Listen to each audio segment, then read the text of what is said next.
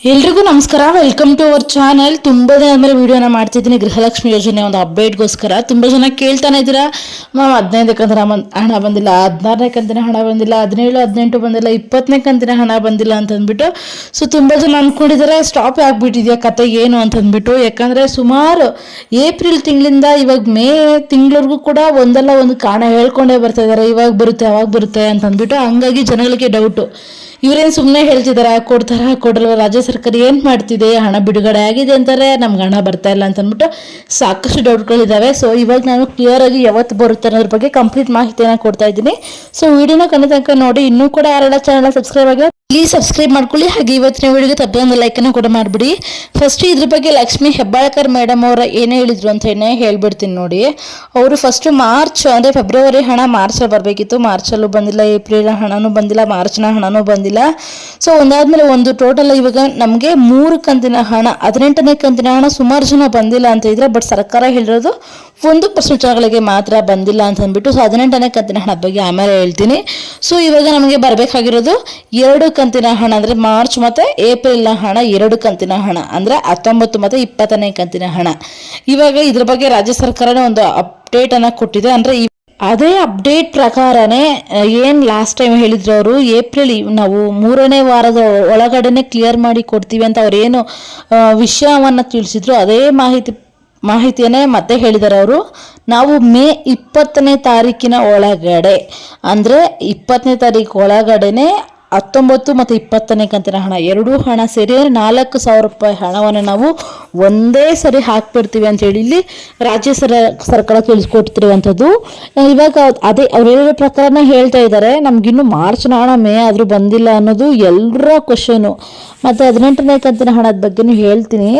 18ನೇ ಕಂತಿನ ಹಣ ಯಾರಿಗೆಲ್ಲ ಬಂದಿಲ್ಲ ನೋಡಿ, ಅವರಿಗೂ ಕೂಡ ಇದೇ ಮೇ 20ನೇ ತಾರೀಕು ಒಳಗಡೆ ಬರುತ್ತೆ ಅಂತ ಹೇಳಿದ್ದಾರೆ.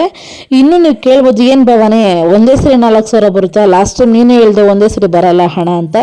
ಇವಾಗಲೂ ಹೇಳ್ತಾ ಇದ್ದೀನಿ, ರಾಜ್ಯ ಸರ್ಕಾರ ಏನೇ ಹೇಳಿದ್ರು ಕೂಡ ಒಂದೇ ಸರಿ ಹಾಕ್ತೀವಿ ಅಂತ, ಅವರು ಒಂದೇ ಸರಿ ಹಣವನ್ನು ಜಮಾ ಮಾಡಲ್ಲ. ಕಾರಣ ಬಂದ್ಬಿಟ್ಟು ಒಂದೇ ಸರಿ ಮಾಡೋಕ್ಕಾಗಲ್ಲ, ಒಬ್ರು ಇಬ್ರು ಅಲ್ಲ, ಲಕ್ಷನೂ ಅಲ್ಲ, 1,24,00,000 ಜನಗಳಿಗೆ ಹಣವನ್ನು ಟ್ರಾನ್ಸ್ಫರ್ ಮಾಡಬೇಕು ಅಂತಂದರೆ ಸುಮ್ಮನೆ ಮಾತಲ್ಲ. ಹಾಗಾಗಿ 1ನೇ ಕಂತಿನ ಹಣ ಅಂದರೆ 19ನೇ ಕಂತಿನ ಹಣ 20ನೇ ತಾರೀಕು ಒಳಗಡೆ ಬಂದರೆ ಮತ್ತೆ 15 ದಿನ ಆದಮೇಲೆ 20ನೇ ಕಂತಿನ ಹಣ ಬರುತ್ತೆ. ಆದರೆ 2 ಕಂತಿನ ಹಣವನ್ನು ಕೂಡ ಕಂಪಲ್ಸರಿ ಆಗಿ ಏನು ರಾಜ್ಯ ಸರ್ಕಾರ ಹಾಕ್ತೈತೆ. ಮತ್ತು ಇನ್ನೊಂದು ಹೆಂಗೆ ಗೊತ್ತಾ, ತುಂಬ ಜನ ಮಾತಾಡ್ತಿರೋ ಪ್ರಕಾರ, ಅಂದರೆ ವಿರುದ್ಧವಾಗಿ ಮತ್ತು ವಿಪಕ್ಷಗಳು ಹೇಳ್ತಿರೋ ಪ್ರಕಾರ, ಇಲ್ಲ ಕಾಂಗ್ರೆಸ್ ಸರ್ಕಾರ ತುಂಬ ಸಾಲ ಮಾಡ್ಕೊಂಡ್ಬಿಟ್ಟಿದೆ, ಸ್ಟಾಪ್ ಮಾಡಿಬಿಡ್ತಾರೆ ಹಾಗೆ ಹೀಗೆ ಅಂತ. ಅವರು ಸಾಲ ಮಾಡ್ಕೊಂಡಿರ್ಬೋದು, ಆದರೆ ಯಾವುದೇ ಕಾರಣಕ್ಕೂ ಕೂಡ ಈ ಗ್ಯಾರಂಟಿ ಯೋಜನೆಯನ್ನು ನಿಲ್ಲಿಸೋದಿಲ್ಲ. ನಿಮ್ಗೆ ಏನು ಅನ್ಸುತ್ತೆ ಅಂತೇಳಿ ಕಮೆಂಟ್ ಸೆಕ್ಷನ್ ಕಮೆಂಟ್ ಮಾಡಿ. ಮತ್ತು ಈ ಥರನೂ ವಿಷಯಗಳು ಹೇಳ್ತಿದ್ದಾರೆ, ರಾಜ್ಯ ಸರ್ಕಾರ ಸಾಲ ಮಾಡ್ಕೊಂಡಿದೆ, ಹಾಗಾಗಿ ಗೃಹಲಕ್ಷ್ಮಿ ಹಣವನ್ನು ಸ್ಟಾಪ್ ಮಾಡ್ತಾರೆ, ಕೊಡೋದಿಲ್ಲ ಹಾಗೆ ಹೀಗೆ ಅಂತ ಅಂದ್ಬಿಟ್ಟು. ಸೊ ಅವರು ಸಾಲ ಮಾಡ್ಕೊಂಡಿದ್ದಾರೆ ಅಂತ ನಾನು ಹೇಳಿದ್ನಲ್ಲ, ಮಾಡ್ಕೊಂಡಿರ್ಬೋದು, ಆದರೆ ಗೃಹಲಕ್ಷ್ಮಿ ಹಣ ಸ್ಟಾಪ್ ಮಾಡಲ್ಲ ಅಂತ ಹೇಳ್ಬಿಟ್ಟು. ಸರಿ ಓಕೆ, ಇಷ್ಟು ಕಷ್ಟಪಟ್ಟು ಹಾಕ್ತಾ ಇದ್ದಾರೆ, ಆದರೂ ಸರಿಯಾಗಿ ಆಗ್ತಾ ಇಲ್ಲ ಅನ್ನೋದು ಎಲ್ಲರ ಕ್ವೆಶನು. ಇನ್ನೊಂದು ಏನಂತಂದರೆ, ಸರ್ಕಾರಕ್ಕೆ ಎಲ್ಲರ ಕಡೆಯಿಂದ ತಲುಪಬೇಕಾಗಿರೋದು ಏನಂದರೆ, ಯಾವ ಯೋಜನೆ ಅವ್ರು ಮಾಡ್ತಿರೋ 5 ಯೋಜನೆಗಳನ್ನು ಒಳ್ಳೆಯದೇ, ಬಟ್ ಯಾವ ಯೋಜನೆ ಜನಗಳಿಗೆ ಬೇಕೇ ಬೇಕು ಅಂತ ಅಂದ್ಬಿಟ್ಟು ಅದನ್ನ ಅವರು ತಿಳ್ಕೊಂಡು ಆ ಯೋಜನೆಗಳನ್ನ ಮಾತ್ರ ಕರೆಕ್ಟಾಗಿ ಕೊಟ್ಟು ಬೇರೆ ಯೋಜನೆಗಳ ಹಣವನ್ನು ಉಳಿಸಿ ಇದಕ್ಕೆ ಕೊಡ್ಬೋದು. ಯಾಕಂದರೆ ಗೃಹಲಕ್ಷ್ಮಿ ಯೋಜನೆ ಅನ್ನೋದು ಬಹು ದೊಡ್ಡ ಯೋಜನೆ. ಹಾಗಾಗಿ ಈ ಬಸ್ದು, ಯುವ ನಿಧಿ ಯೋಜನೆ, ಈ ಥರ ಯಾವುದು ಜನಗಳಿಗೆ ಬೇಕು ಬೇಡವನ್ನು ತಿಳಿಸ್ಕೊಂಡವರು ಸ್ವಲ್ಪ ಅದನ್ನು ಸ್ಟಾಪ್ ಮಾಡಿ ಗೃಹಲಕ್ಷ್ಮಿ ಯೋಜನೆ ಕರೆಕ್ಟಾಗಿ ಕೊಟ್ಬಿಟ್ರೆ ತುಂಬ ಬಡ ಜನಗಳಿಗೆ ಉಪಯೋಗ ಆಗುತ್ತೆ ಅನ್ನೋದು ನನ್ನ ಅಭಿಪ್ರಾಯ. ಸೊ ನಿಮ್ಗೆ ಏನಂತ ಹೇಳಿ ಕಮೆಂಟ್ ಸೆಕ್ಷನಲ್ಲಿ ಕಮೆಂಟ್ ಮಾಡಿಬಿಡಿ. ಸೊ ಇವತ್ತಿನ ಇನ್ಫಾರ್ಮೇಷನ್ ನಿಮಗೆ ಸಿಕ್ಕಿದೆ ಅಂತ ಅನ್ಕೊಂಡಿದ್ದೀನಿ. 19, 20ನೇ ಕಂತಿನ ಅತಿ ಶೀಘ್ರದಲ್ಲೇನೆ ಬರುತ್ತೆ, ಮೇ 20 ಒಳಗಡೆ.